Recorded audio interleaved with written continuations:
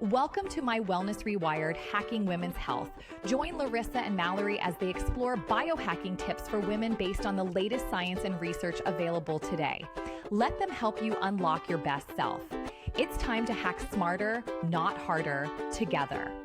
Welcome to My Wellness Rewired. We are so excited today. We get to do our very first interview with one of our favorite people in the entire world, one of our sisters. She went to the biohacking conference with us and she got to jump right into this world with us.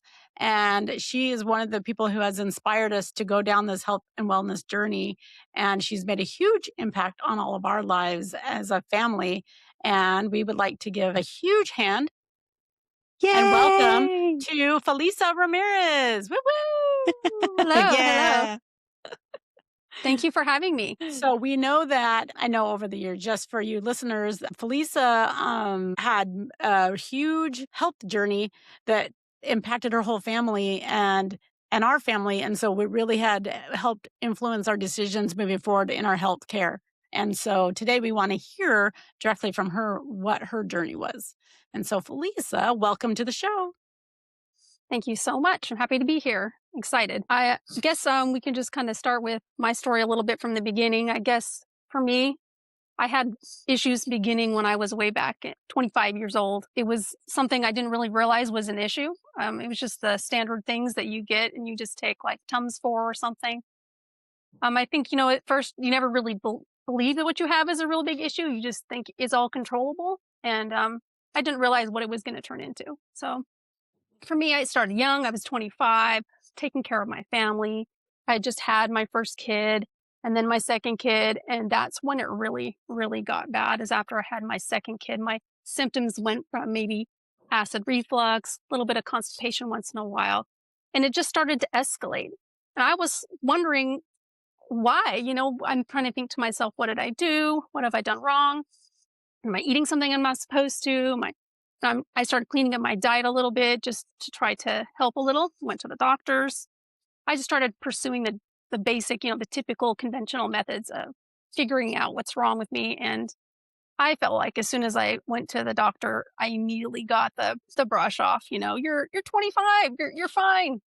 Really, there's nothing wrong with you. Just take some Tums or some antacids or, some sort of laxative. And, honestly, they didn't even tell me to take a laxative at that time, even though I was like chronic constipation already.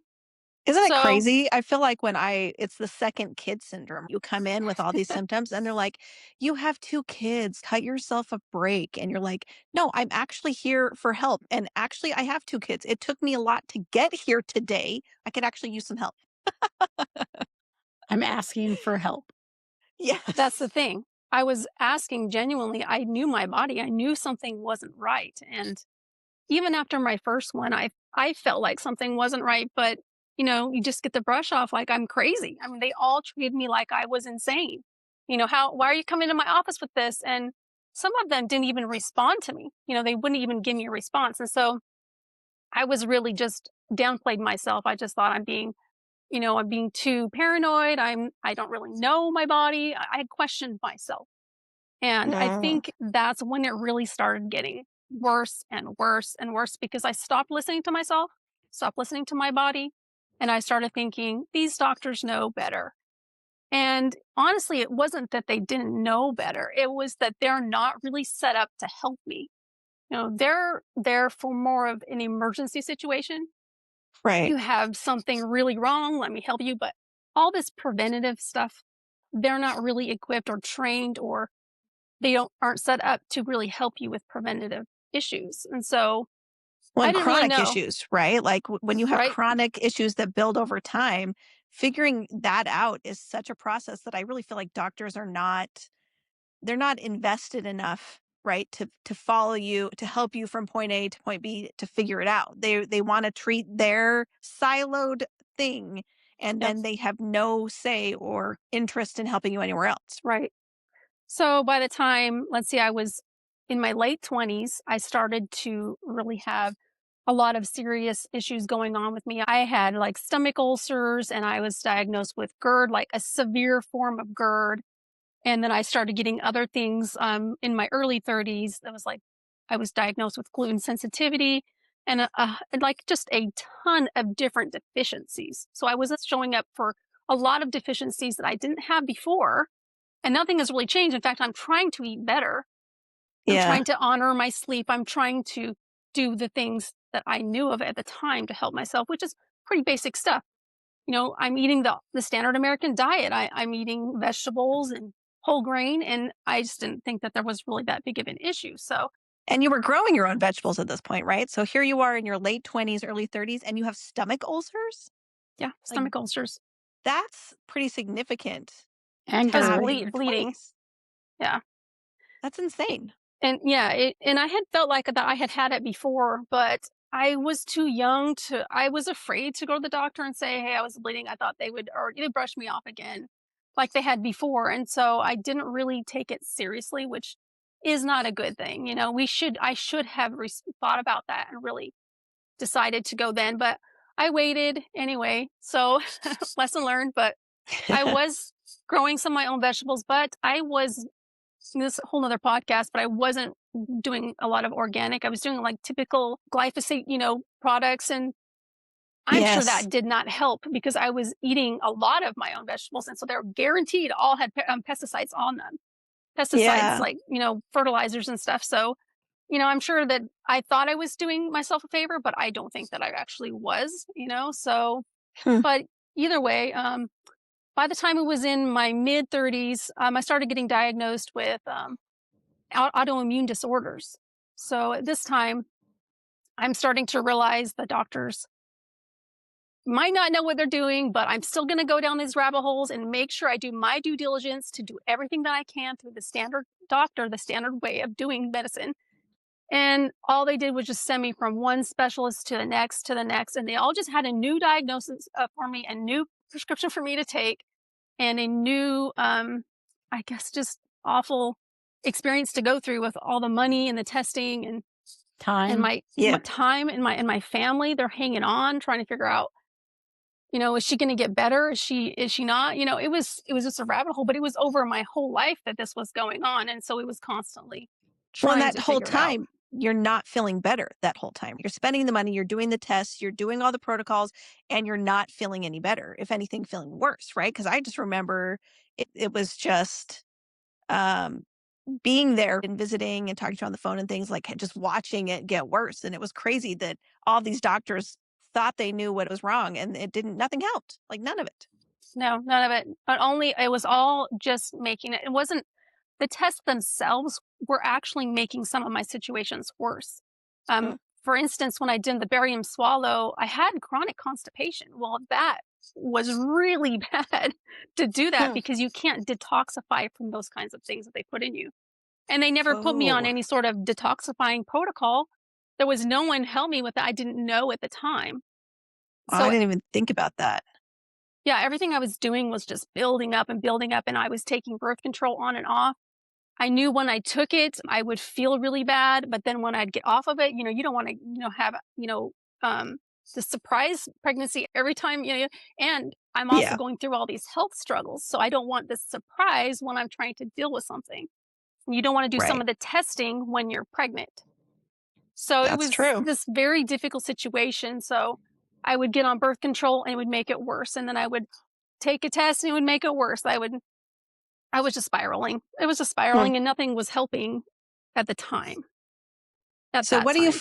what do you feel like started to turn the corner? I want to know what you felt like was like your worst moment, if you want to share that, because I feel like a lot of us in our own health struggles can kind of hit that point where you're like, what the crap? And it motivates you to figure something out. Yeah. But then also, when do you feel like it really started to turn around? Yeah.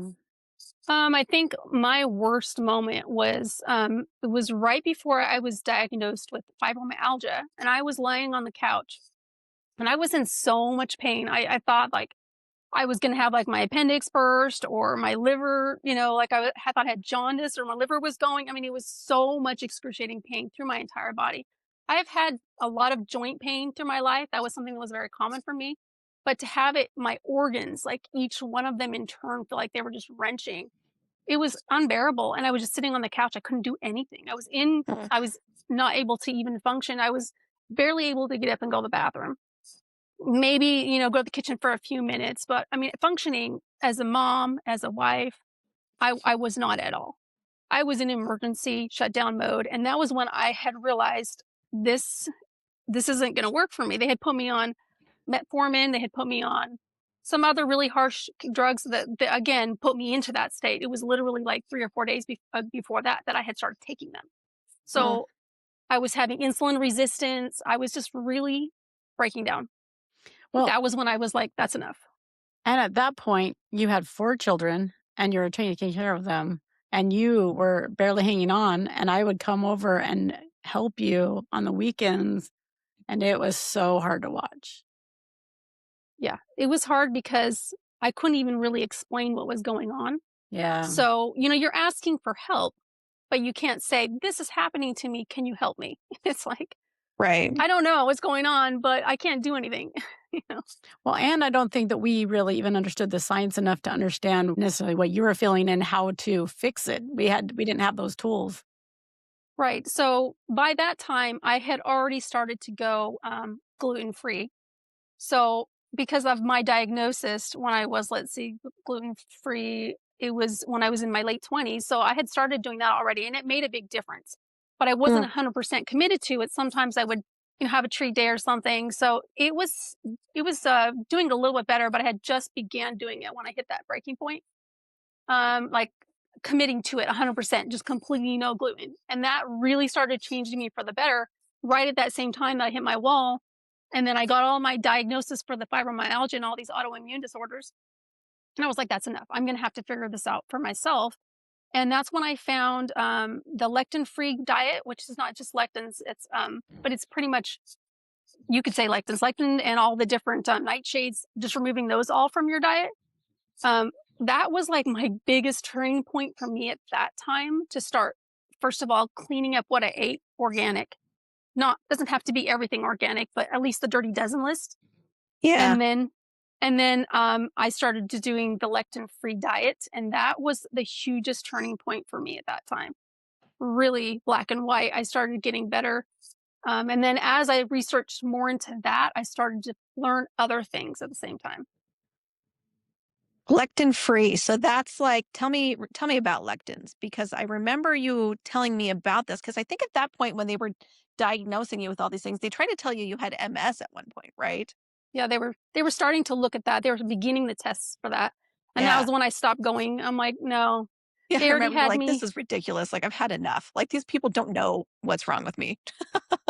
I mean, okay, really, what is fibromyalgia? It's by definition, it is just saying that it's pain from an unknown source. Yeah. It really doesn't tell you what's Mm, wrong. It's not the root. All of these diagnoses don't really tell you the root of what your issue is. And I am Right. all about finding the root. What is causing my problem? Yeah. So even the lectin-free diet, it doesn't really eliminate the root of the problem. What it does is it brings down your toxic load. Oh, okay. So the whole thing for every one of us is that we are all under a lot of toxic pressure, and it's going to be different for everyone. So my bucket can only hold so much because of my genetics, because of my just what I have been through in my life. And so what I was putting into my toxic bucket for all those years was something my body couldn't handle. And after so much of it, the environment, food, just the Yeah. medication, it just got too full and it couldn't drain out. I couldn't detox it fast enough. And I just spilled over. huh. So lectins, what they did was it just took some of that toxic load out. And for me, it Yeah. was a huge deal for me. It's a big faucet that you turned off, right? That's overflowing your bucket. Right. Yeah. So then I started piecing in all these other things that were also filling up my bucket. And Mm. as I removed more and more of this toxic Yeah. load, I started feeling better and better. And I started fasting pretty much as soon as I started my lectin diet. Maybe within 6 months, I started fasting. And it's different fasting back then than it is now. I do fast now, but I fast for my hormones more. Back then, I was just fasting whatever I wanted. It was Yep. not. It was not really. I mean, for if you're under 40, you can do it easier. Your body can handle the stress better. But once you hit 40, it's just no hope. You have to be able to fast with your hormones. But with back then, I started fasting and it was amazing results. I would more and more taking things out of my diet that I couldn't handle. I did really a protocol where you did an elimination. So I eliminated all the foods in my diet that were causing me issues, Yep. and then I would heal from it. And then you test it and you add them back in. So once I finally recovered enough to do more and more, I think probably like 8 months to a year after I started Lectin-Free diet, I did an elimination diet because that's what that diet actually teaches you a little bit about that. But I wasn't ready yet. I'm like, oh, this is so much. So, you have to take it a little bit at a time, what you can handle. Yeah, give yourself grace. Yeah. Don't just throw Yep. it all on yourself and think, oh, this is all going to do it. And I'm going to do it. This will be all amazing for me and I can handle it all. If you're sick, you're not going to be able to handle it all. You're going to have to do one thing at a time. Mm. Yeah, and the elimination diet really is so useful for that because it helps you narrow down what affects your system more and what doesn't, right? What you handle well. And so that, especially we're talking about, years ago before we know all the things that we know now. That was such an effective method for just handling, like taking something you have in your control and using it to feel better. Yeah. Yeah. But I So, mean, if you're eating something that is causing you inflammation, it's just filling your bucket. If you can't, if you cannot, I mean, you can't control everything in your life, but the food that you eat is something that you can easily control and it gives you really good results. So I would think for someone who aren't, if you're not sure what you should do, doing an elimination diet is really easy and very, very successful results from it. It helps a lot. So you were cutting out nightshades, then you were fasting, and then you cut out gluten. No, And gluten was the first thing. the gluten was the first thing. Oh, I'm sorry. So Hmm. gluten, and then Gluten. nightshades, and then fasting, and then elimination diet to kind of filter out what you really were having Yeah. reactions to. And Hmm. then at what point did you go organic or just randomly organic? When I started the lectin-free diet, I did almost 100% organic because that's what he suggests in the book that I was reading, Dr. Grundy, his whole system. And Mhm. so I didn't do it right away. I just started with what I could do. And I just said, I have this yeah. amount I could spend. But once I started fasting, it was more affordable to do organic because you're not Mhm. eating all the time. You're controlling what you eat and you're eating smarter. And that's organic was more affordable for us. At what point did you start adding supplements in? So at the very beginning, I would say I was probably about in my early 30s. I was actually seeing my regular doctor, my just regular, everyday doctor, and he just happened to specialize in nutrition, which is Huh. really weird, That's- rare. yeah. So he's the one who sent me to all these specialists. And Huh. I came back to him after I think it was about a year of testing. I think it might have been 8 months, but something around in there. And I said, I can't do this. I was like breaking down. I was crying in the office. I had my two little kids with me. My other two were in school. And I said, help me. And he said, well, if you're really serious about helping yourself, then I think you have leaky gut. So I had to go Oh. back to him after exhausting everything and be super desperate. And then he was like, well, okay, then you should do these supplements. This is the protocol. He gave me the protocol for leaky gut. Hmm. Mm. And that's when I started thinking about, I got to do an elimination diet soon. I have to start this lectin diet right away. I have to start eating organic because in the protocol he gave me, what you put in your body is going to help your stomach heal. And your stomach is one of the first and most important things that control everything of your body, your mitochondria, your immune system, your brain, everything. It all goes through your stomach.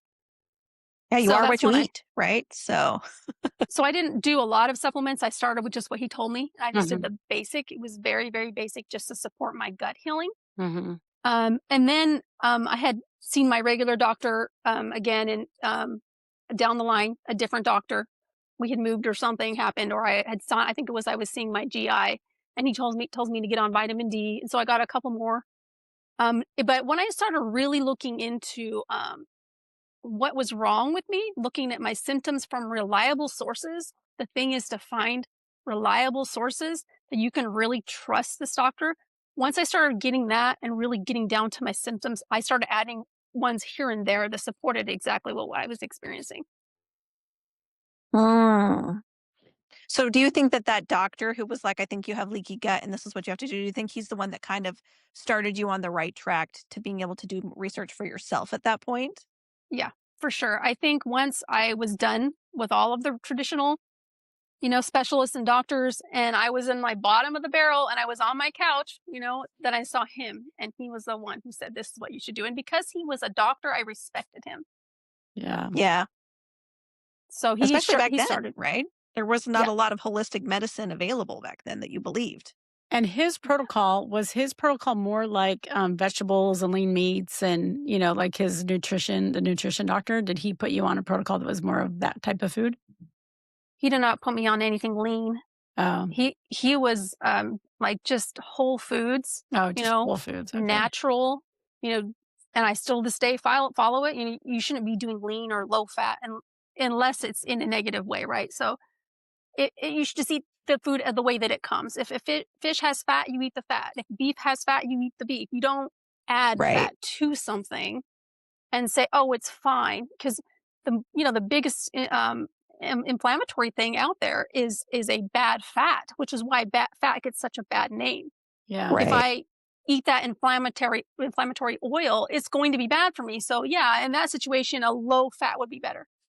But your brain needs that healthy whole fat, and especially if you're doing something like keto, you have to have that healthy fat. And if you don't have healthy Yep. fat, you're doing dirty keto, and you're not going to feel good. Oh, Yeah. yeah, you feel terrible. You need that. It's a huge part of your energy source and all of the things. That is really interesting. Yay for, a real doctor being Yay! educated in nutrition. Woo!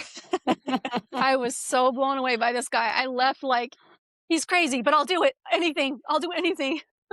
Well, especially at this point, and then when everybody was pushing you around to so many different specialists and doctors, you really didn't Oof. have, like, a handle on what was really happening, and nobody could really give you any clear answers. No, I was just being turned. I mean, out there in the internet world, there was not any information on this stuff. I could Hmm. Google all day long and there was no information. If there was something, it was all just to follow the standard protocols, that Yeah. the emergency medicine puts out there. And now there's Yeah. so much information out there, it's almost like fire hose of information that now you have to cipher through now an abundance of information and then have to decipher, is it relevant? Is it accurate? Is it reliable? Right. And that's Yeah. where I have a passion right now is because from how many years I've gone through this. 'Cause I'm in my mid 40s now. I mean, I see so many people out there saying, "Oh, this and that." And I'm like, no, I mean, you can't just say that blindly. First of all, Yeah. most of this information out there, they just put it out there. Everybody should do this and it will cure this. That's just not how it is. There's so much Yeah. subtext and personal, like, individuality, right? Yeah. And, you really just need you just need to get a whole bunch of good resources together so that you can figure out for yourself where you are at with your journey. And then how do you get where you need to be? How do you find that? That's what the hard part is. So I kind of feel like a very strong passion for that. Let me help you find some good resources. You figure out where you are in this journey and you figure out how to help yourself.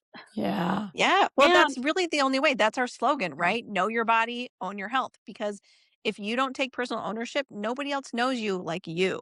And even a doctor might be able to put you on the right path, but they can't walk the path for you. So, And a lot of times when you go to the doctor, you don't remember everything you're supposed to say anyway or ask, and then you leave and you're like, "Oh, I should have asked that," or "I should have clarified this." It's that is true. so true. Yep. I mean, even my holistic doctor I see now, they just cannot spend enough time with me to walk through everything that I go through.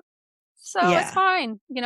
I ask them the important questions. I learn how to ask the important questions. And then I have my other resources that I vet and I use and figure out for myself. So, how has the healing journey been for you since you started to things started to turn around and you found these protocols and you found that it might be leaky gut that you're suffering from? Like, how has the journey been since then? I mean, there's still ups and downs. I feel like, you think, oh, I've made it. No, because there's going to be something else that comes in. Yeah. Your bucket is forever filling and draining and filling and draining. You might have something that popped up later on. So that's what I've been experiencing. You go through good doctors, a bad protocol, good protocol. You have to do trial and error to figure it out. There's Right. not going to be, like we said, no one thing fixes all. There's not this one thing for everybody. So um, I have had a couple things come up. Like I had a root canal fail and had a huge abscess that was killing me. I Yeah. had, reproductive issues where I was having, where I was just bleeding really, really heavy, and I was like bleeding out. So I had to get an IUD just to stop that while I healed all these other things. Well, having that Yeah. made all these other issues. So It's like the gift that keeps navigating on all these giving. other issues while trying to still stay on my path, I mean, it is always forever, dealing with all the things that we deal with in our lives. It just happens. But I think that's a good lesson to take away from all of this is that as you grow, different things are going to rise. And what worked at one point in your life as we age might not work at this, a different decade later. So you have to constantly be reevaluating and adjusting your lifestyle to match your needs. Absolutely. I mean, Yeah. once you hit your 40s, you've got to totally look at everything different because your hormones change. It is a Yep. fact. Your hormones are changing, and you're either going to help your body figure it out, or you're not. And you're Or going you're to be going to left be, with it. or you're going to make it worse. Yeah. Yeah. Yeah. Or you're going to make it worse. Oh, that is so true. Yeah, it's been an interesting journey to go alongside with you because I feel like Larissa and I haven't had it's obviously has not been so extreme for us. We've had our own things, but I think it's because I always had you as an older sister to watch that I headed a lot of things off early that I think I very well could have ended up in the same place. But I just through watching and learning was able to intervene or investigate sooner. I learned to trust myself by watching your journeys. So thank you for that. Yay, sissy. Yay! I mean, that's clearly why I was sharing all the trauma I was going through. I was not sharing just to hear myself talk because, that stuff is hard to share. Now being past it, it's easier for me because I Yeah. am doing so much better. I mean, every step along the way, I was feeling better and better and better. But when you're in the really thick of something, it is really hard to share. At the same time that I see similar situations with you guys or whatever, and I'm thinking this is a good time to say something Yeah. before it gets out of control. And it's the same thing with my kids. They're like, well, we don't want to go through that. Let me figure it out. Well, you definitely have Yeah. been a leader in our family as far as like know your body, own your health. Like if something's not right, fix it now. Don't wait for it magnify or Yeah. Yeah, I'm kind of annoying to people, in my family because I'm like, hey, I saw that you have this. And I was just thinking, you could do this. and But it I'm will just be saying, helpful. you could do it, but if you don't do it, it's okay. Your kids are like, "Mom, stop." Oh, I just saw my nephews and they're like, what? Oh, it was so funny. I'm just giving them advice. Just here. Anybody want it? Well, I know from our family perspective, we appreciate it and value it. And I feel like it has been a huge benefit for our family. So thank you. We love Yes, yep, all of your for real. insight. And we love that we have you as a knowledge base to go to and ask questions. And have you ever heard of this before? Or have you dealt with this? And most often it's a yes. So that's really helpful for us. Yeah. Yeah, I feel like it just keeps building. Like, oh, something happened to me last week. I'm like, oh, that's fun. It just keeps building. I feel like, it's not things that it's never something you could predict. It just kind of happens. So, Yeah. Yeah. Yep, you just gotta roll with the punches, and the nice thing is we all do have each other for that, and I do feel like you've been the leader in that, which we appreciate, so it was exciting to get you on here and talk a little bit about your background. I'm sure we'll have you on more, but before we go, we're gonna wrap up with our new segment. It's called the Rewire Rapid Fire, and this is where we're just gonna rapid fire questions at you unprepared that you've never heard of before and make you answer them. So get ready. Good luck. Right. Good luck. Okay, okay, are you ready? I'm ready. Okay, what's one simple daily hack you'll tell every woman to rewire her energy, her hormones, or her mood right now? Uh, get enough sleep. Do everything you can to get enough sleep.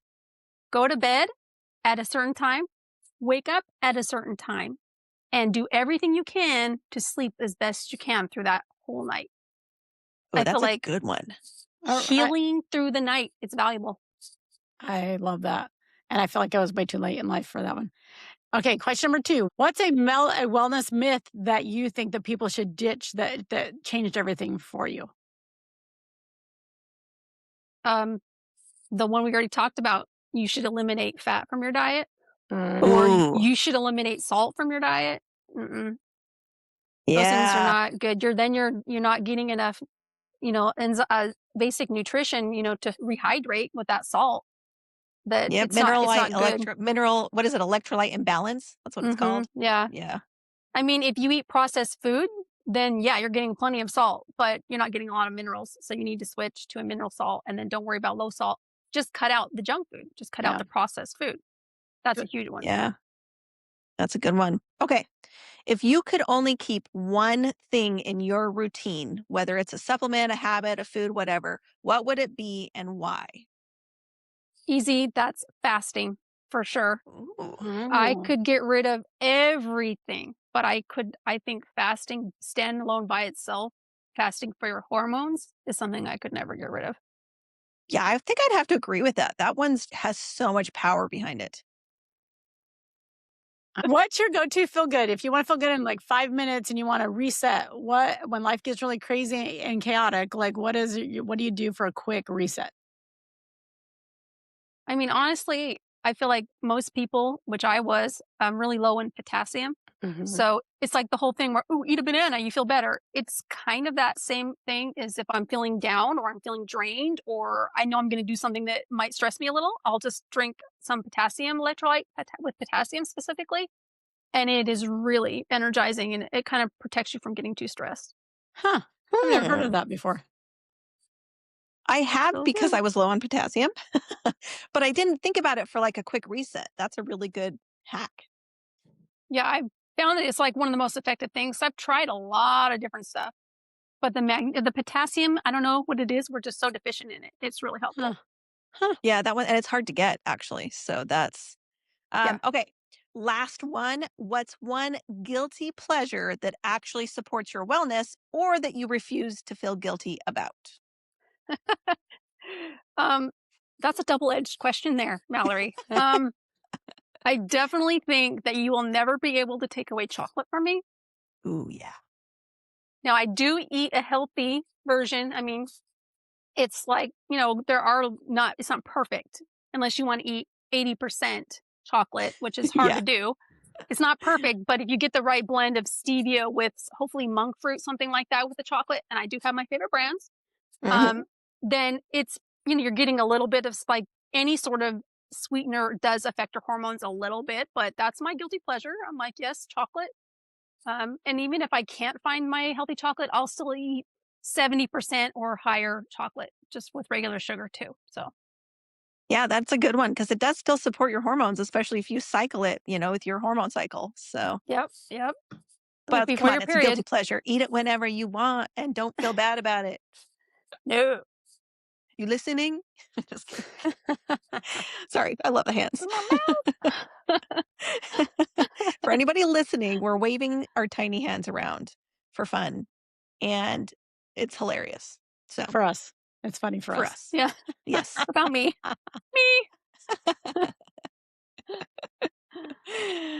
Okay, well, this has been awesome. Thanks so much for coming on. And remember, for all of you listening, that we have each had our own health journeys, and everything that we have learned and discovered on the way has changed everything for us. And so, our goal is to help you know your body and own your health one biohack at a time. So, if this episode lit a spark for you, please leave us a review, send it to somebody you may have thought of. Be sure to hit like and subscribe, and we will catch you all next time. Yay! Yay!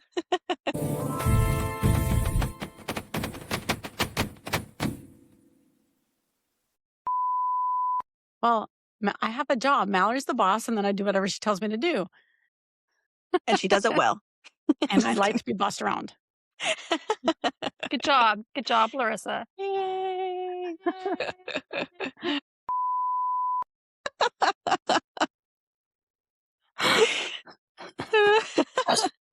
It's a poke from across the. Did you hit record? You hit record? All right. Just kidding. Look like a rock star. Yeah. Testing. Or are we Mic actually check. recording? Mic check. Mic. Check, check, check. Mic, mic, mic. All right, you wellness rock stars. That's a wrap on this episode of My Wellness Rewired, Hacking Women's Health. We've had a blast dishing out the hacks and laughs, but hold up, let's keep it real. Yep, we are not doctors. We are just sharing our biohacking adventures and learning right alongside you. Nothing we say is medical advice, so always, always check with your healthcare provider before trying any new wellness tricks. Absolutely. This podcast is all about inspiration and entertainment, not prescriptions. So join our Facebook group for more sassy wellness vibes. Catch you next time.